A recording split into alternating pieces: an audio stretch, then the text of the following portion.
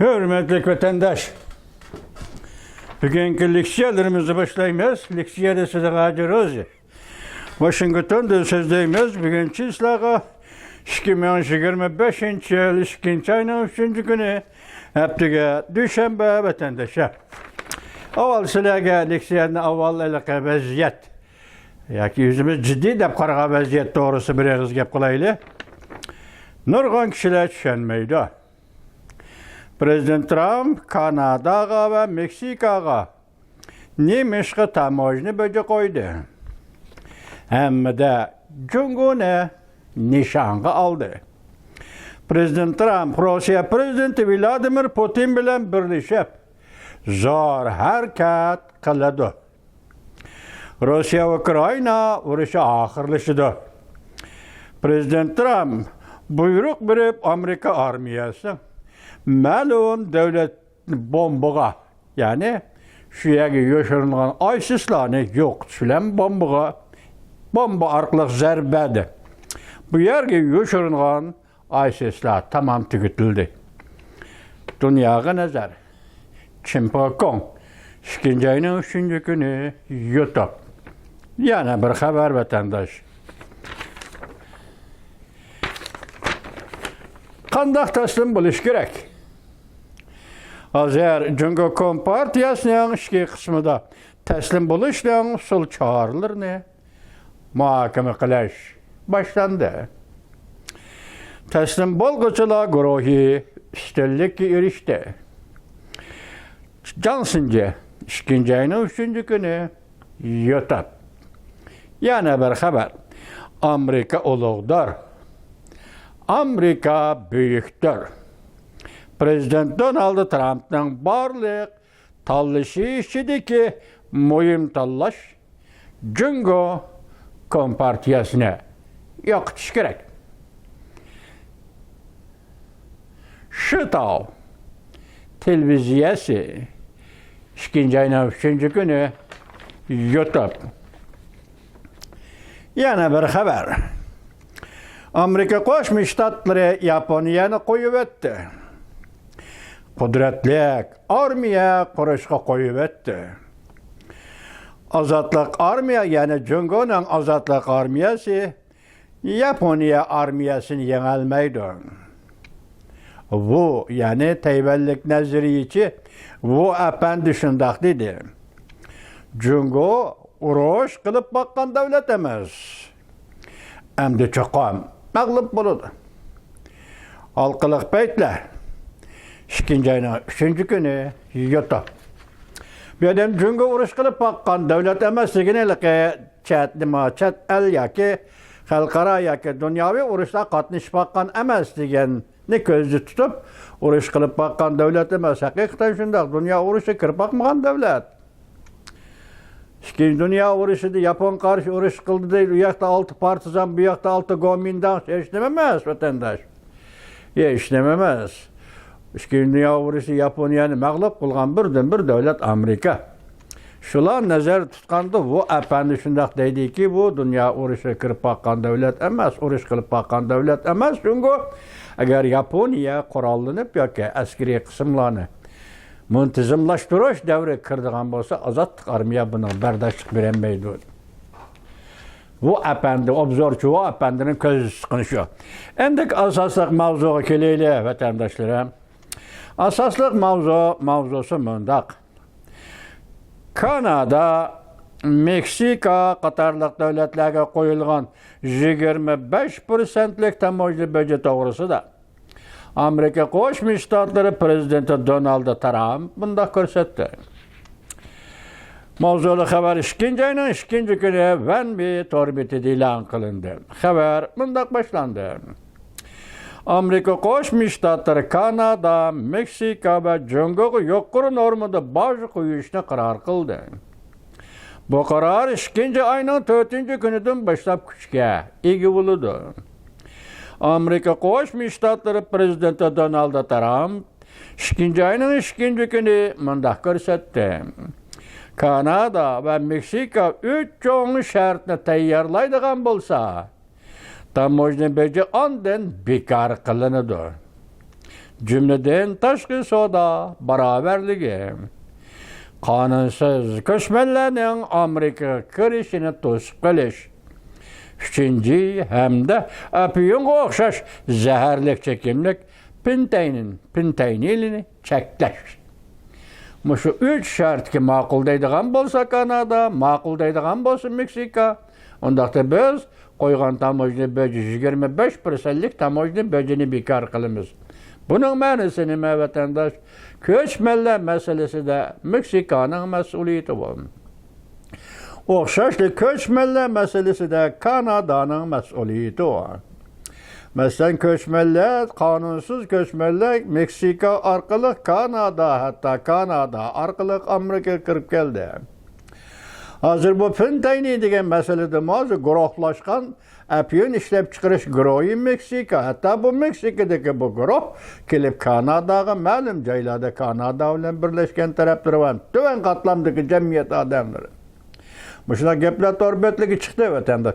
Muşunda ahval asıda sizler çeklenler söz. Çeklenler tosunlar bunu söhbet. Bu talay katın boğan bozulmayın. Ha Meksika aktif hareket kullanmadı. Ne Kanada aktif hareket kullanmadı. Ahir kelip. Ben de Prezident Donald Trump zamanı kirgende mani yol. Hemsi men mındaq jazalayman degen bilen tamojni bir şunda qo'yildi. Ahirni anlamatandaş. Amerika Qo'shma Shtatlari prezidenti Donald Trump buyruq e'lon qilib, Kanada Meksikaga 25%dan Jungoga 10% aşırı bazı qo'yishni siyosetini yo'l qo'ydi. Bu siyoset 2 ayning 4-kunidan boshlab rasmiy yo'lga qo'yildi. Yoki unumdorlik bilan yo'lga qo'yildi vatandoshlar. Amerika Qo'shma Shtatlarining prezidenti Donald Trump 2 ayning 2 kuni mundaq ko'rsatdi. Amerika, Kanada, Meksika savdosida intayin zo'r cho'ng farq bor.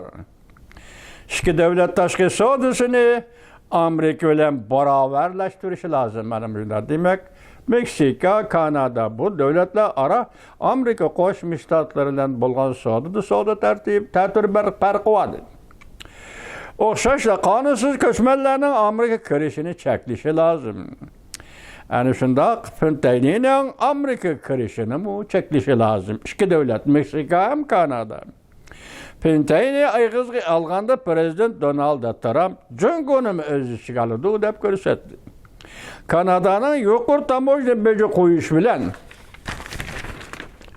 Amerikaga zarba beramiz degan so'zga kelsak, mesela Prezident Trump hükümeti Amerika Qo'shma Shtatlari Kanadaga 25%'ın tamojni bo'yicha qo'yganda Kanada biz yuqori tamojni bo'yicha qo'yish Amerikaning tovarlarga qo'yish bilan javob beramiz degan bu gapga kelsak-da. Prezident Donald Trump bunday ko'rsatdi. Amerika her yili Kanadaga tashqi savdoda 200 milyard dollar qo'shimcha qo'shib beryapti. Bunun bilan Amerika Kanada'dan nemiga erişti? Prezident Donald Trump bundaq hesapladı. Amerika hech nimaga erişelmedi. Amerika Qo'shma Shtatlari prezidenti Donald Trump bundaq ko'rsatdi. Agar Kanada tamojni bo'yicha o'yinini o'ynashni xohlaydigan bo'lsa, parvoyim pelak. Amerika Kanadaning o'ylig'ini bo'yicha oynavrda. Endi bu yerda yana bir inchik taraf vatandoshim mayli Meksika, Kanada, Amerika Qo'shma Shtatlari o'rtasida bu yerda Shimoliy Amerika savdo kelishimi deydigan bir kelishim bor.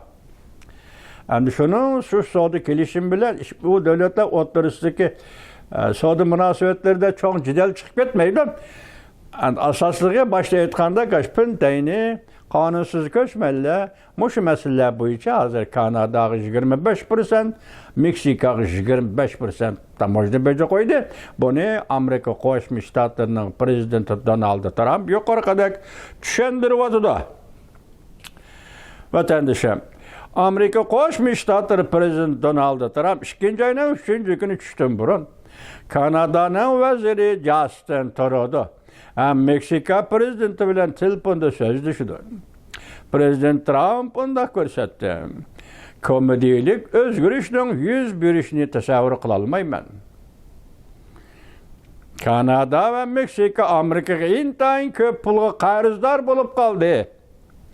Amerikaning bu davlatlarga tamoyilni beja qo'yganligi shininglarki, ular bu pulni to'lashi kerak. Demak, bu yerda savdo barobarligi tazi yaxshi bo'lmadi Meksika bilan. Savdo barobarligi tazi yaxshi bo'lmadi Kanada bilan. Demak, yuqoridagi to'xtam kelishimlar bo'lsa-mu, bu yaxshi bo'lmadi. Ya'ni Kanada, Meksika, Amerikaga nurg'un pulga qarzdor bo'lib qoldi. Buni to'lashi kerak deydi. Yana bir xabar vatandosh, tuyuqsiz yetib kelgan xabar. Amerika Qo'shma Shtatlar prezidenti Donald Trump buyruq tushirib, ISIS lageriga zarba berdi. Mavzuli xabar 2-ayning 2-kun monitor betida e'lon qilindi. Xabar bunday boshlandi. Prezident Donald Trump 2-ayning 1-kuni bunday e'lon qildi.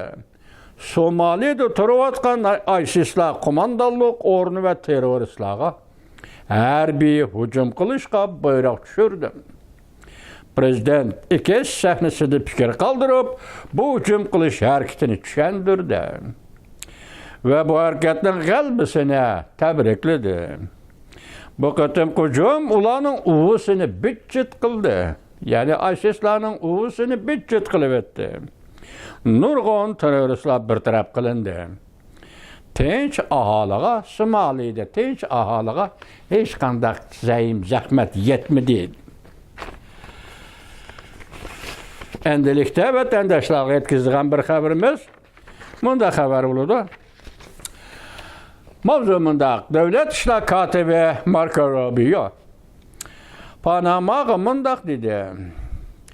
Jungo Panama kanalini qabul qilg'ili bo'lmaydigan darajada tizginladi. Mavzuli xabar 2-ayning 3-kuni Amerika ovozining Xitoy tili programmasi e'lon qilindi. Xabar mundaq boshlandi.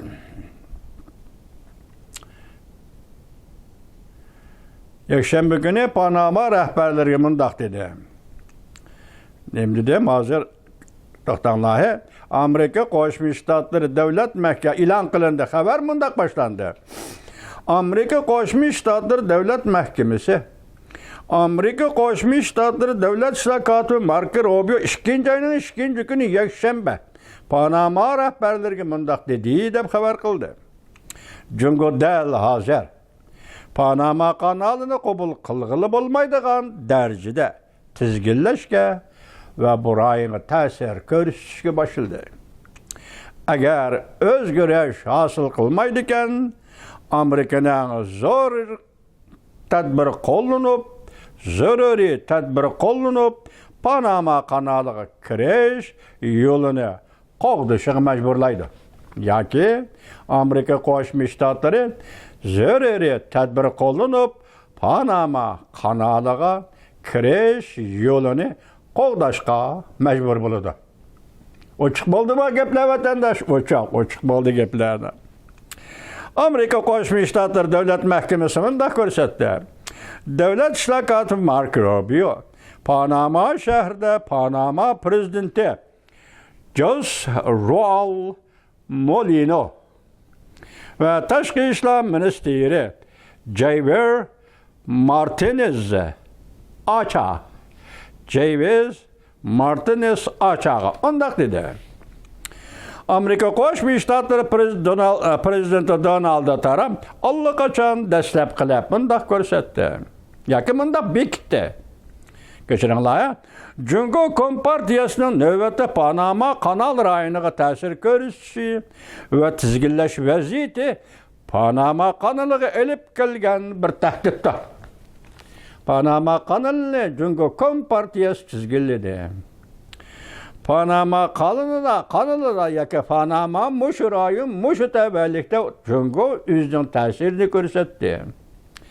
Buning o'zila mushu rayonga elib kelgan tahdiddir. Buni Amerika Qo'shma Shtatlarining prezidenti Donald Trump shunday bekitdi. Amerika Qo'shma Shtatlari davlat mahkamasi bunday ko'rsatdi.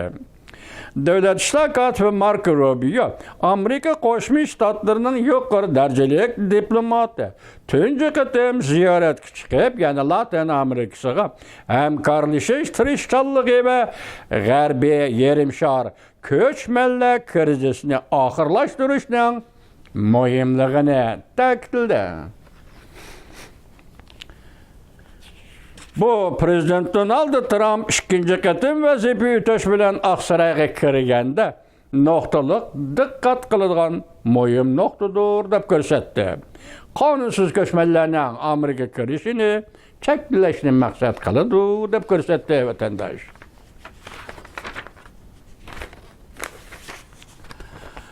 Amerika Qo'shma Shtatlari Latin Amerikasi ishlari alayda elchisi Mauricio Claver Caroni. Bu Araplarning ismida nurg'un ism bor, ismli ekan bu Latin Amerikasidagi odamlarning bu qarang. Amerika Qo'shma Shtatlarining boyasi shu Latin Amerikasilik odam bu, Amerikalik odam. Amerika Qo'shma Shtatlari Latin Amerika ishlari alayda elchisi Mauricio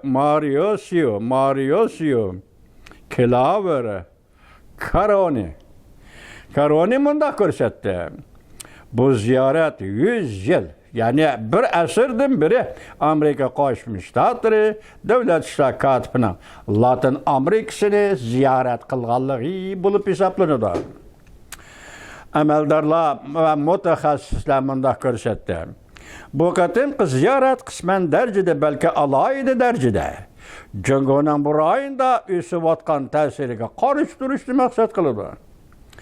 Davlat ishlar katibi Marco Rubioning bu qatimki ziyorati Prezident Donald Trumpning Panama kanalini qayta tizginlash va Washington qonunsiz ko'chmanlarni cheklash paytida elib berildi.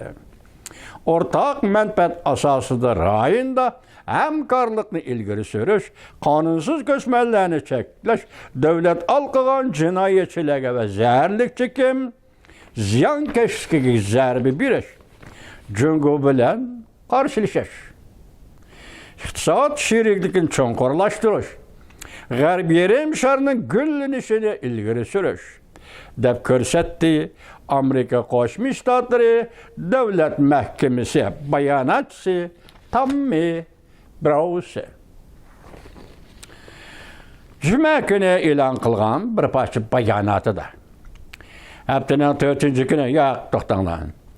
Amerika Qo'shma Shtatlari prezidenti Donald Trump qat'iy holda shunday ko'rsatdi. Jungo Panama kanalini tizginlab oldi. Hukm. Amerika Qo'shma Shtatlari prezidenti Donald Trump qat'iy holda shunday ko'rsatdi. Jungo Kompartiyasi Panama kanalini tizginlab oldi. Hukm Prezident Donald Trump'tan siyasi delmiş yerden başlandı vatandaş. Haftanın 4. günü, 1. ayının 30. günü yani Devlet İşler Katibi Marco Rubio bunda ko'rsatgan edi. Agar to'qinish 100 beradigan bo'lsa, Panama kanali masalasi bilan Amerika Qo'shma Shtatlari bilan Jungo o'tirish to'qinish 100 beradigan bo'lsa, Jungo balki Panama kanalida qatnashni qamal qiladi. Agar Jungo hukumati bir meydan to'qinish ichida to'qinish ularga Panama kanalini qamal qil deb aytib beradigan ish bo'lsa, ular ya'ni Jungoliklar shunday qilsa bo'laveradi. Na vatandaşım, to'qinish yuz berdi, to'qinish ichida to'qinishning ahvoli Jungo Kompartiyasi kanalni qamal qil deydigan bo'lsa, to'qinishning ahvoli Jungo Kompartiyasi shunday desa, Jungo Kompartiyasi Panama kanalini qamal qilmoqchi bo'lsa, shunday ish qilsa bo'laveradi. Yoki shunday qilsa bo'laveradi. Tünün bir qatam bu mazmunda so'zildik, bugun yana bu yerda xabarda takrorlanadi vatandaş. Shunday ish qilsa bo'laveradi. O'zining shunday tayyorligi borligini, ya Jungo Kompartiyasidan o'zining shunday tayyorligi borligini men hech gumon qilmayman. Bu Bu bir tehdit deb ko'rsatdi davlat ishlar kotibi Marco Rubio. XM Sirius radio stansiyasi muxbirining ziyoratini qabul qilgan. Biz turgan nima dedik? Leksiya so'zlab o'tib, vatandoshlar shunda dedik. Kolombiyaning ahvoli haliqidek dedik, selishtirdik. Panama uzab ketelmezsen dedik, selishtirdik. Hozir bu xabarlarni kechilab sizlarga tayyorladik. Hozir tor bitida kelayotgan xabarlar, sen video film shaklida va yakın mavzu şeklinde kelayotgan xabarlar nima desangiz, hozir Panama'nın prezidenti Molino nima dedi? Birinchi bo'lib ifoda bildirib, Amerika Panama munosabatiga bugungi davlat ishlar kotibi Marco Rubio'ning Panama'ni ziyorat qilishi munosabatli holda biz dedi yoki men dedi Jungo Kompartiyasi yoki Jungo Xalq Jamhuriyati bilan arada tuzishgan, ma'qul kelishgan bir yo'l, bir belvog' tashabbusi va yoki siyosiy yoki iqtisodiy belvog'i degan mushundoq atoq va mushundoq ism ustidagi har qanday to'xtamni bekor qil. Qanday vatandoshim? Bir soat bardoshlik berolmaydi degan gap ana bunday gap. Dunyo shu mushundoq gap. Dünya mushundoq gap. Bu yerda Amerika Qo'shma Shtatlari hükümeti, Donald Prezident Trump hükümeti, devlet ishlar kotibi Marco Rubio Panama'ni ko'z olganda bu noqul holda Amerikaning manfaatini deb ko'zlab qolmang voy vatandoshim. Orliq dedi-ku, Panama bilan Tayvan bo'g'iz o'tirisi muqarrar munosabat bor dedi vatandosh. Barışken dedik vatandaş. Onun için Panama kanını çünkü Kompartiyası kontrol kılıp evvel iqtisadi cihati sınıp girip ki harbiy güçünü elip geldi dedik vatandaş. Bunda bir ahval aslında Panama kanalının münasebetlik menfaat meselesi Amerika Qo'shma Shtatlarının menfaat dairesinden alıp çıkıp bütün dünyanın menfaat dairesiga berip ketildiği iş vatandaş. Şuna Amerika halkı ve Prezident Donald Trump bu ishga shundoq jiddiy qarayapti vatandosh.